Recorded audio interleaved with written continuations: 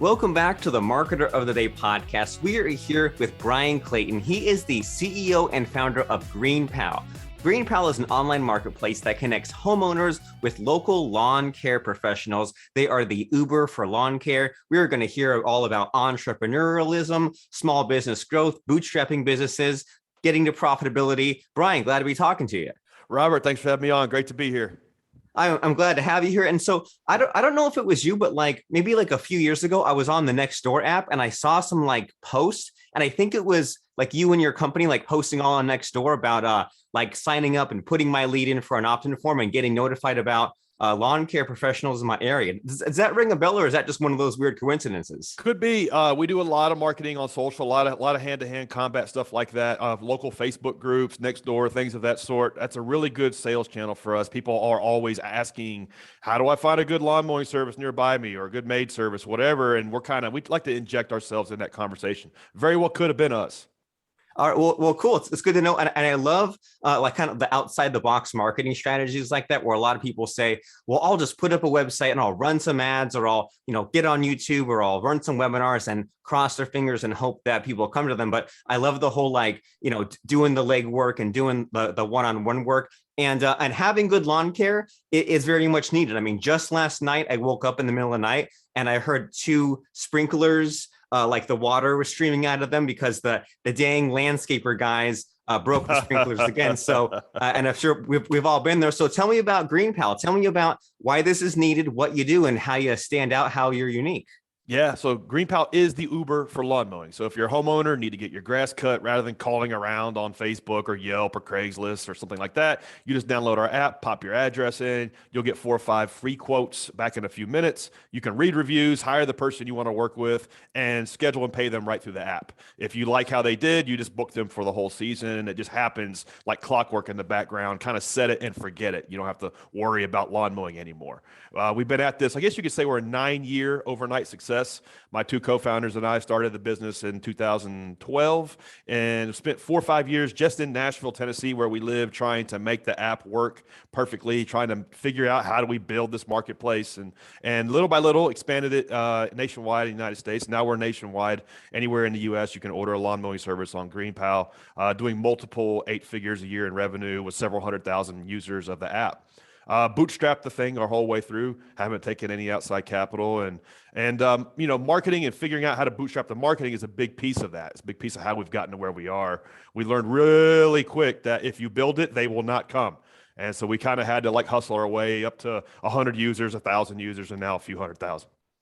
And so, sorry to ask kind of a newbie question, but how would you define bootstrapping? Because I don't think I've ever gotten an exact definition. And when people talk about that, they talk in terms of starting small and scaling and having a business that kind of pays for itself. So when you throw out this term bootstrapping, what does it mean for you? Yeah, for me, bootstrapping basically means funding the business off of its own revenues. And so part of my philosophy of startups and building businesses from scratch is that revenue is the best form of financing, because it does a few things. It keeps you focused on what really matters. It keeps you focused on the customer. It keeps you focused on keeping people using your product. And as simple as that sounds, a lot of times we can get sidetracked and not focused on that. And if you raise a bunch of money, if you're not really disciplined in these things, you can get sidetracked and not focus on delighting customers and users and focus on other things. And so for me, when you're funding the business off of its own revenues, it's really that adage of necessity is the mother of invention certainly has been the case for us. We've had to invent and kind of come up with all sorts of creative ways to grow the business, to market the business, particularly using the product to grow itself. And if we had raised a bunch of money, we might not have been forced to do those sorts of things. And so for me, bootstrapping basically is funding the business off of the revenue it generates, and which in the early days is very, very, very small. We might have made $1,000 a month, and it's really hard to grow and run a business that way, but you just got to be tenacious about it. And as you're describing that, I mean, I think there's probably maybe three or four different mindsets to kind of put yourself in as you're growing this. Like in that early scrapping time, it can be kind of fun, right? Like you're only making $1,000 a month, but it's also like the very beginning stages. It's going from 0 to 1,000. It's like it's a little tiny bit of money, but it's money generated out of thin air, and you can kind of see the potential. And if you get to the point where you're like, well, I'm making $1,000 a month after just a few weeks of work, imagine where it will be in 9 years if it keeps growing at kind of that exponential rate. And it can be kind of fun, I imagine, right? Of like testing out the app, debugging, getting those initial users, and having like 20, 50 people just using it. Like in a way, it can be kind of fun in just those very early stages. You really nailed it. And that is how it is. You celebrate the little small wins. And that's how we got through the first 4 or 5 years, which were really tough. But I knew that if we could get 100 people to use the product, we could get 1,000. If we can get 1,000, we can get 10,000 and so on. And so that's how we did it. I remember the first time I really realized that this thing was going to work. It was like a Saturday, and my co-founders and I were working on the project like we did every Saturday. And that particular day, like I think 34 people signed up. And the key thing was I didn't know who any of them were. And that was a big moment where we realized, wow, people literally can discover this thing and sign up for it and use it to get this chore done. And if we can get a 30, I know we can get several hundred and so on. And so that was how it unfolded for us. And there's an episode, an interview I saw of Steve Jobs one time, and the way he describes it is you figure out that you can poke life, you can poke back at something, and something pops out over on this side. Like literally, you can build your own things. And once you understand that and you see that you can build this thing that 30 people sign up for and use, you never see the world the same way again. And so that's how it was for us. It was like these numbers were really small, very humbling. The overall dollar amount was very humbling, but you could see the trajectory, and you could see that if you just kept working your ass off on it, that eventually those small numbers would get big because compounding would kick in. Yeah, and I like that concept of like so you poke this and then it comes out on the other side. And I remember like one of the iterations of the iPad, they focused on like the creation aspect of it, of well, like up until that point, your phone was just a way to read things. But they said you have a tablet, you can create music on this, you can draw a picture on this. And they kind of focused on like you use this tool to then create something. And I imagine with GreenPal, I mean, you have like homeowners and real estate flippers and people like that who can just get the yard dealt with. And I imagine there are landscaping companies who maybe they've been tired of the prospecting grind or of chasing clients or of chasing billing or of all that. And I imagine that there are people that have created whole businesses using your app, and maybe they've become business owners or financially free where they otherwise would not have had that if your app didn't exist. Oh, absolutely. And that's really why we do what we do. We offer a nice convenience to homeowners and people who need to get this chore done. It's kind of like you push a button, it's done. Kind of give them a high five. But on the service provider side, the landscaping professional side, we really try to give them a business in a box, a way to make material income. They can just plug into our platform and be up and running and get their first 100 customers in a couple of months and improve their livelihood in the process. It's really why I get out of bed in the morning, and a lot of that is our why, and how we've gotten through a lot of the hard times was just really seeing that, wow, here we have a single mom in Atlanta, Georgia, who just started mowing yards to pay her rent on GreenPal, is now doing $300,000 a year on GreenPal. Like, how awesome is that? And that is a lot of fun. And once you see that you can help other folks get what they want, and it helps your company get to where it's trying to going, like you really start to see the acceleration take hold in terms of your own personal psychology. And that's why we do what we do, is to help folks who want to work hard in this industry make material income with like a fraction of the hassle.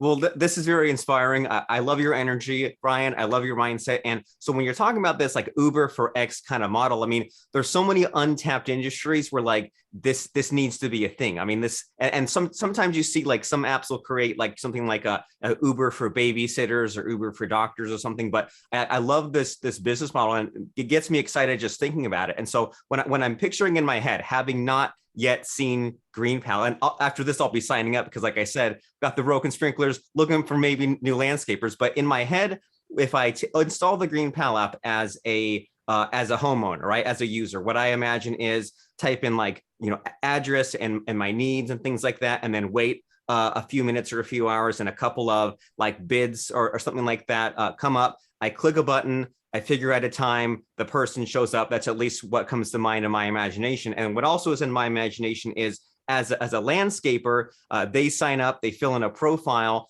and then maybe they like keep the app open. And then if a notification pops up of someone's looking for a new landscaper, maybe it's like a first come, first serve, or they have like a set amount of time to like click a button and like accept the job. And it all seems very fast paced. And so how kind of accurate or inaccurate am I in just my initial uneducated first impression of what your app would be?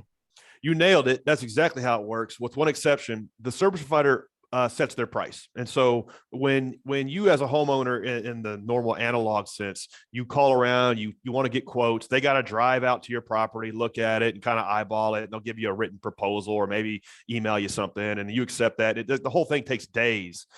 We condense that down into minutes because the pros, the lawn care professionals, they see all kinds of rich information about your property, aerial imagery, street view, how many square feet it is, what your service expectations are. Really quickly, they can quote 10 of these in 5 minutes rather than having to drive all over town looking at this stuff and handing out proposals. And so we don't want to be in the business of setting the pricing because we're not your landscaping contractor. We make it really easy for you to get the pricing and then you can hire who you want to work with. And also service providers need to set their own pricing. They're in business. We're not contracting them. We're not making the market, so to speak. We're just making the whole thing run a lot faster. And so service providers can spend less time, riding all over town and quoting things and doing bookkeeping and like handing out flyers. They can just do what they're good at, show up, do a good job. And then we handle everything else for them, from getting paid to getting booked again, getting booked for other things like,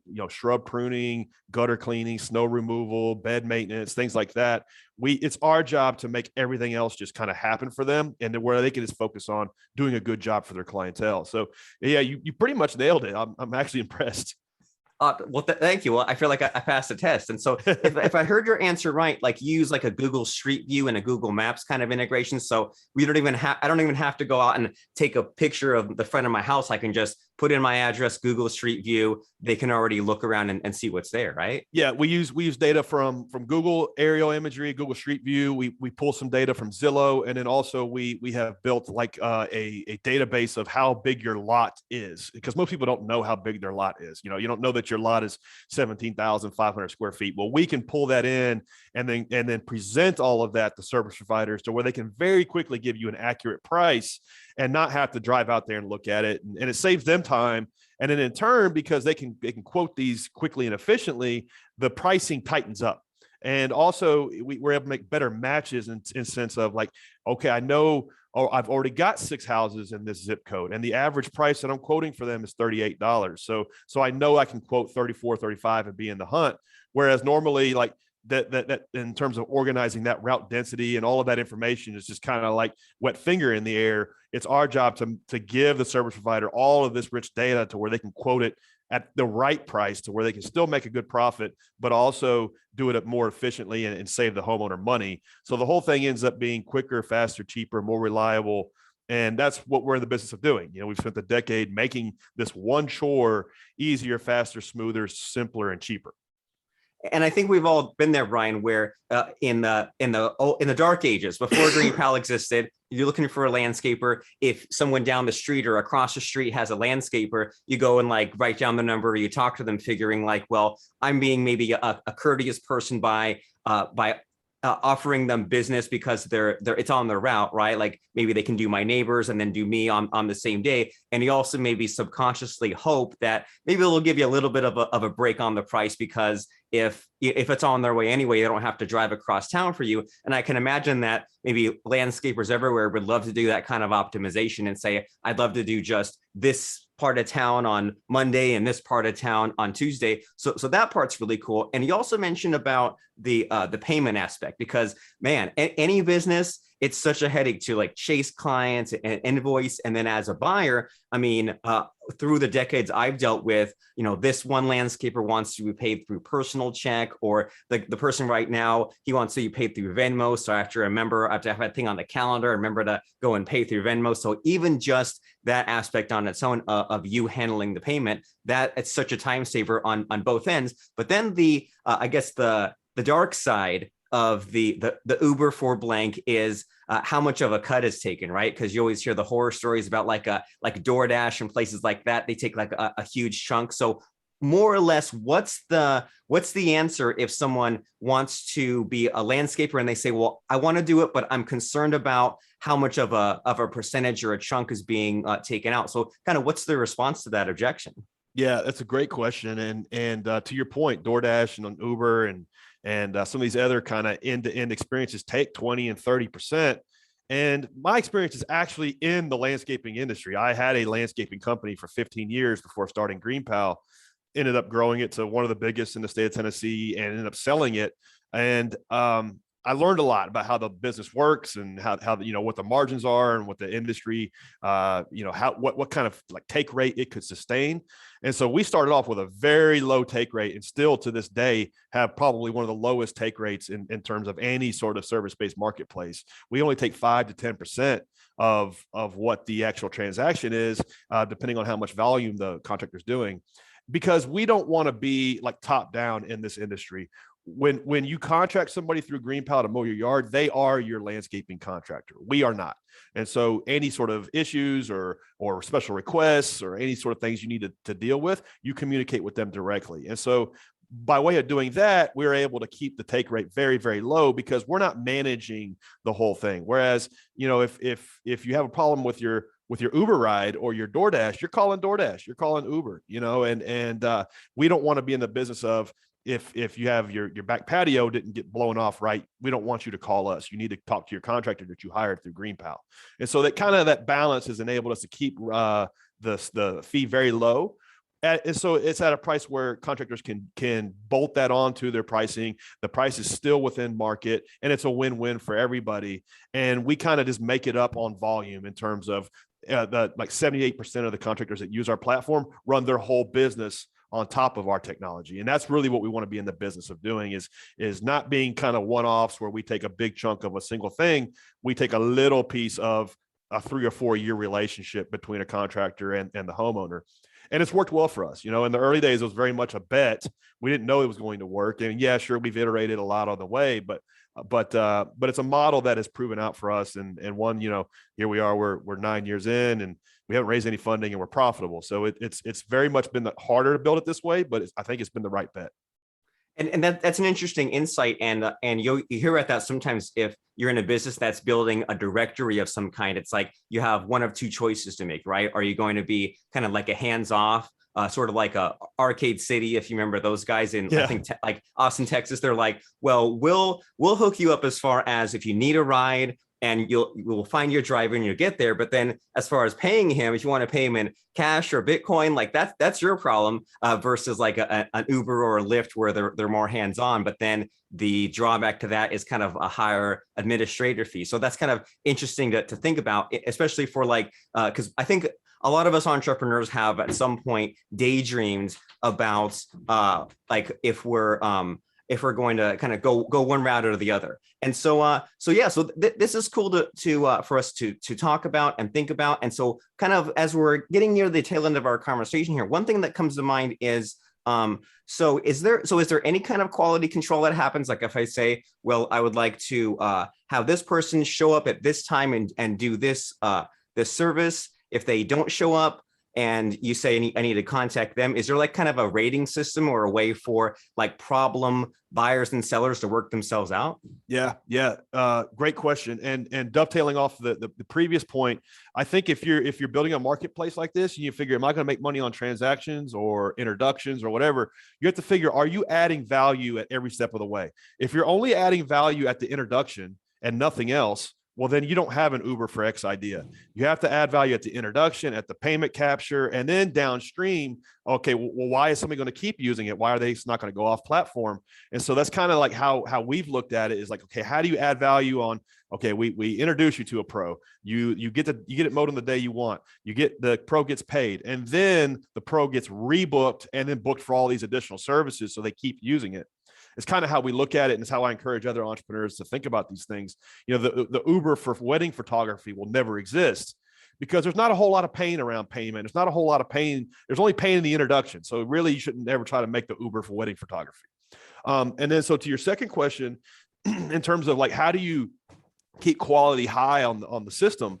Well, the first step is you have to vet these folks day one, and you have to have a minimum threshold that they have to hit. But then you have to rigorously measure them in terms of, do they show up on the day they're supposed to? Do they get booked for a second lawn mowing? Because if they're not showing up on the day they're supposed to, that's pissing off consumers. And if they're not getting booked for a second, third, and fourth grass cutting, that's a very strong signal that they're not doing a very good job on that first visit. And so those are two kind of dimensions that we measure these folks on. And then also the 5-star rating system that we're all familiar with, which is good too. But I think a lot of marketplaces rely solely on, okay, what is the star rating looking like? Unless like that's our quality control, when in fact that's not a real strong measure. You need to like look at the passive signals in terms of, okay, what are folks saying?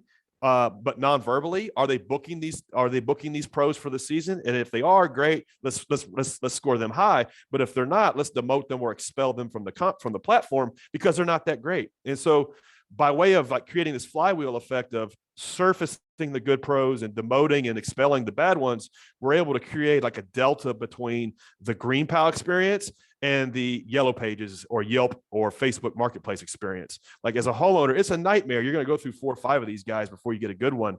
On GreenPal, you just jump on, you hire a good one out the gate and just set it and forget it. This is so much cool things to think about and talk about. That number one, there is a criteria of like, is there so much pain out there that an Uber is required? Like you said, an Uber for wedding photographers, not really that much pain, but Uber itself, I mean, the whole archaic process of getting a taxi for all those years, I mean, it was terrible. Like you needed to get somewhere, you have to wait an hour or two just for them to show up, and it costs, $50 just to go across town. I mean, it was a long time coming. So that in itself is really interesting to think about. And down to the payment. The payment on Uber taxi sucked. And there was always this kind of like weird, do I tip the guy? And then I'm judging his reaction. He doesn't like my tip. Now I feel bad for 10 minutes. Like Uber solved all that. My point is like, you have to look at, you're solving problems at the introduction. You're solving problems at like the organization at the transaction level. And if paying somebody is a big pain point, well, then that end-to-end experience is a good idea. Whereas, Uber for home painting, maybe not necessarily so. Finding a good painter and getting good pricing is important, but there's not a whole lot of like friction around paying your home painter or booking them again. So Uber for home painting may not be a good idea. So it's like, you have to think about it in terms of like, all the way end to end, are you adding value at every step of the way? And if you are, then that end to end marketplace might be a good idea. And what you're making me think of it, I mean, it's basically a funnel in disguise, right? Like you're making me think of back when I used to sell a lot of courses, I would put a lot of focus into like the front end and getting people buying and getting people in, but I wasn't really as motivated to getting people moving along and like going through like module 1 and 2 and 3 of this course, because I was thinking, well, they paid money. Is it really my problem if they get results or not? And how involved do I want to be? But then you think, well, if I can kind of help them along and have a little bit of a sequence, a little bit of quality control, follow up, things like that, maybe some automatic, maybe a little bit manual, and get them to like the end of this course, get them a result, get them to getting to like something more high ticket, getting the coaching, getting to the next course, that repeat transaction, as you say, like it kind of applies in different ways. And it is cool to think about like those hidden metrics that it's easy to just say star rating, but then things like, well, do they book again? And you see that as far as like with like Amazon does that, I think, with their delivery drivers, like how efficient are they with things like that? And like Fiverr does that with their buyers, like how many times do they get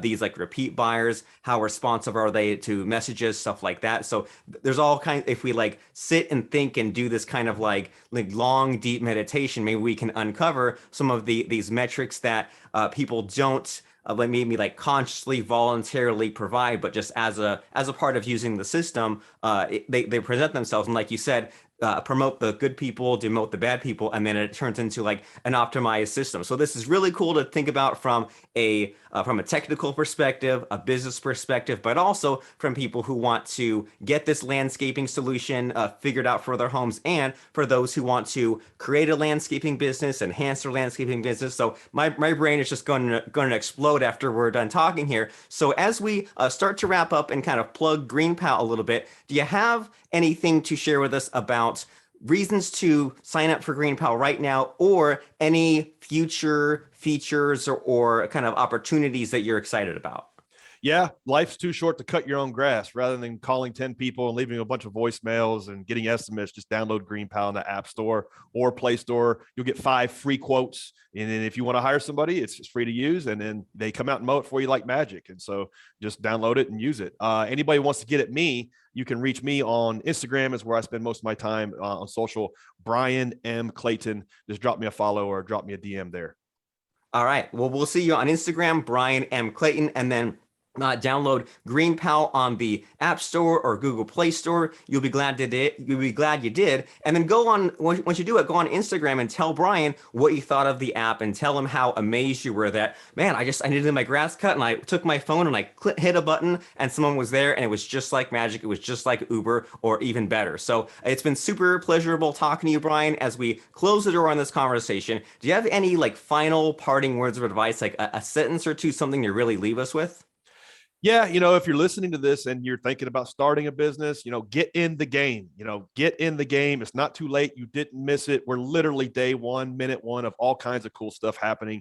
Only when you're in the game can you win. You got to get off the sidelines. You got to get in the game. And I know a lot of times you can think that you missed it in terms of like cloud computing, or you missed it in terms of like Uber for this or Uber for that, or maybe crypto, whatever. You didn't miss it. It's going to get so much bigger. So get started now. Fantastic. I love it. Well, we'll see you on the GreenPal app in the Google Play Store and the Apple App Store. Download GreenPal, use it, and thank you, Bryan, for showing up today. Hey, thanks, Robert. I appreciate it.